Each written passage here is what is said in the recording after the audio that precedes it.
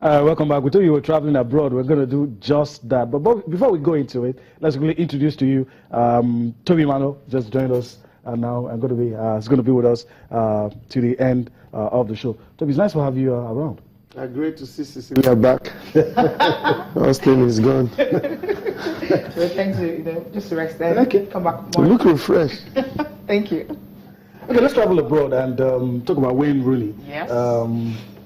I mean, every England manager for the last 5 years has always had to deal with the Wayne Rooney issue. I remember before we came into the studio, Cecilia was telling me that she felt Gareth Southgate showed that he's strong by dropping Rooney to the bench. But let me get your impression about that. The noise about Rooney. He has sacrificed a lot, he has done a lot. And for me, I think he doesn't deserve all of this noise and, people saying he shouldn't play for England anymore. Okay, quickly, just to say, before I go to Rooney, I want to say two of you are not fair on that level.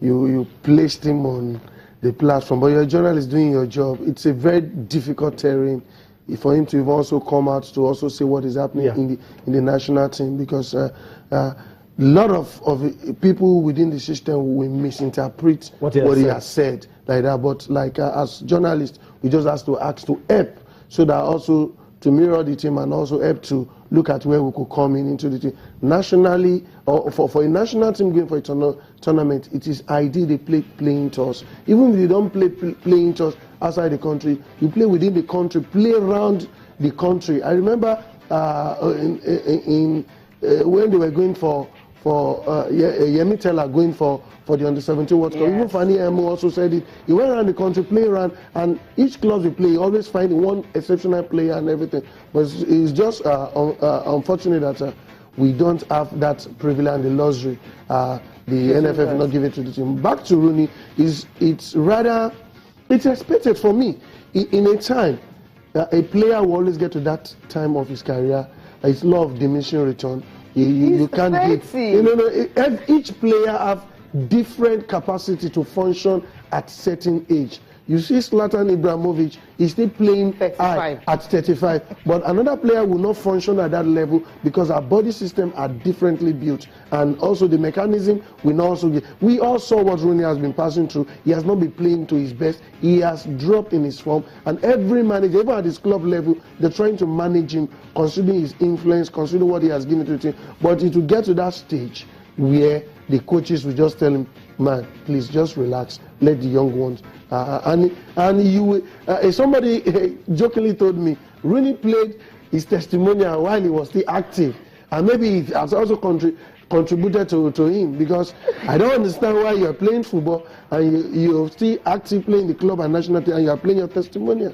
Maybe he felt that was actually the right time. But, when I look at the whole thing, and when Gareth Southgate had to come out to say, look, Jordan Henderson took over from Steven Gerrard, and he's been able to display a level of experience, understanding to actually carry Liverpool to where they are right now. 5 games winning streak they've had. They've lost 1 game this season, and Jordan Henderson is more like at the heart of everything. And Wayne Rooney also, when you talk about experience, it's not even close, because how many games has he played? 724. Everton, Man United. For United, record goal scorer 246 for United and all that. 3 short of Bobby Charlton's record. For England, he's their all-time record. I feel the pressure is on Rooney.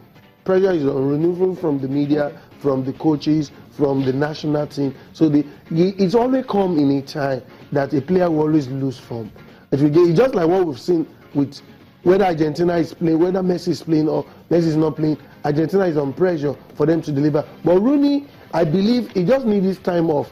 Every player can never be the same. The attention is on him but a lot of people have forgotten when Rooney was younger, he started early. At 16. At 16, and he was at the highest level, playing at the World Cup, playing at the highest level. Now at this stage now, the law of diminishing return has come to him at 30. For him, his body cannot just carry on the way it used to be. But attention should be shifted away from Rooney to allow him to. If he picks back at the club level, I think the national team going to enjoy his new form. But presently, he's not just there.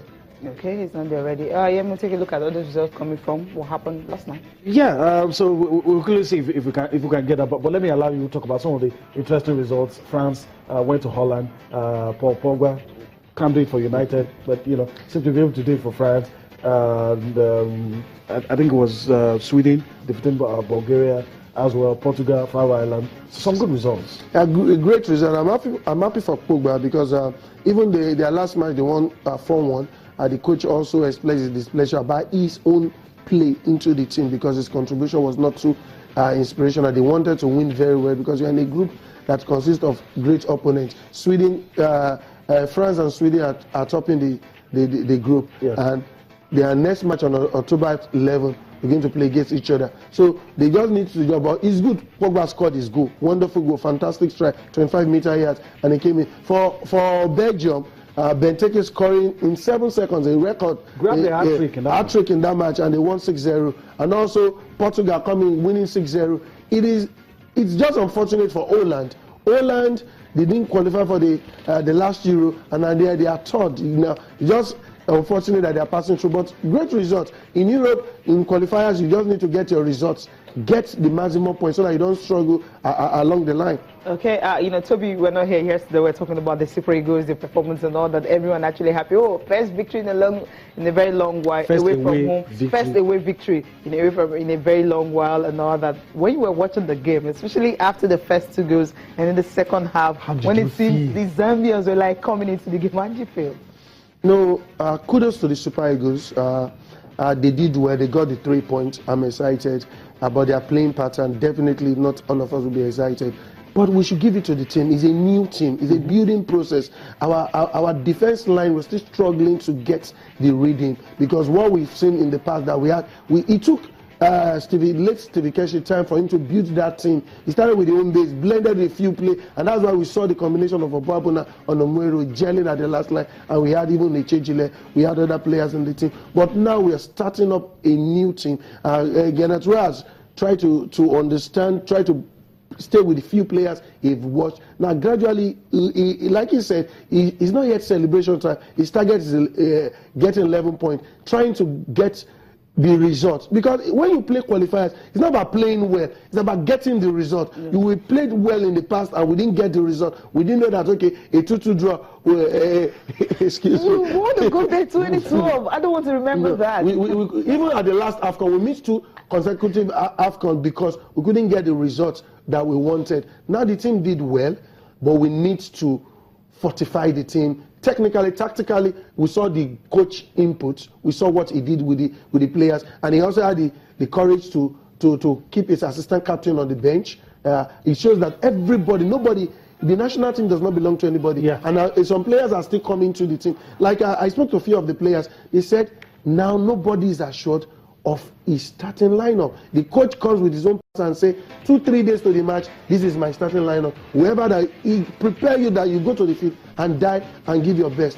Good one. But we just need to avoid this distraction that will always come in. You know, like on this platform, we talk about the distraction of the Olise saga that also affected us not going to the last Nations Cup. Like new distraction just started with the Shehu Diko and the purported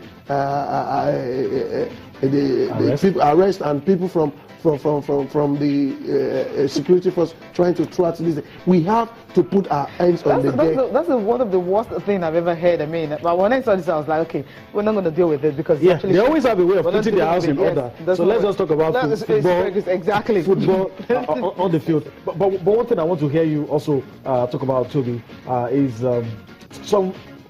maybe word from the street. Some people feel that defense line, if there's a major surgery to be done, some players played out of position. Some say some players are even not good enough to even be in the Super Eagles. A whole lot. But would you still want to see that back four together in our next game?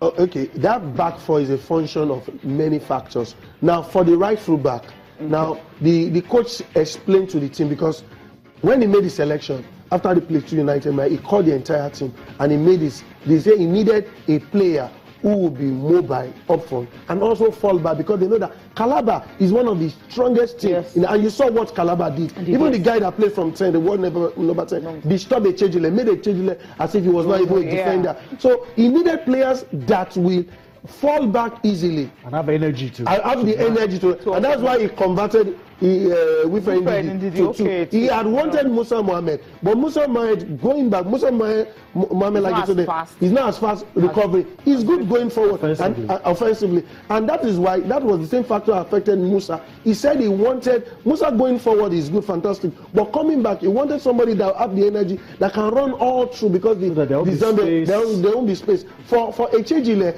I wouldn't know what really happened to him. For me, I think he was below average for that day, but don't take away anything from the Zambians. We even with our main team at the AFCON, we played a draw with them, and we have not won in Zambia in the past 6 matches we played. This is the first time.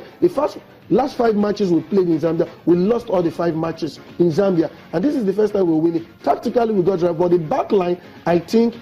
Like I said, it's a function of necessity. Yeah. Like if we have an Obuabuna, for me, if you have an issue with right fullback, if you have an Obuabuna who started as a right fullback, we saw it with Yobo, converted a playing from right before he went to central. If you have an Obuabuna playing that right fullback, it will help us to checkmate that thing. And also some of the boys that played at the Olympics, we could just give them run. But like the coach said, it's a building process. There are still room for improvement. It is not celebration time yet. Yeah, definitely. I mean, some people are still celebrating the Super Eagles.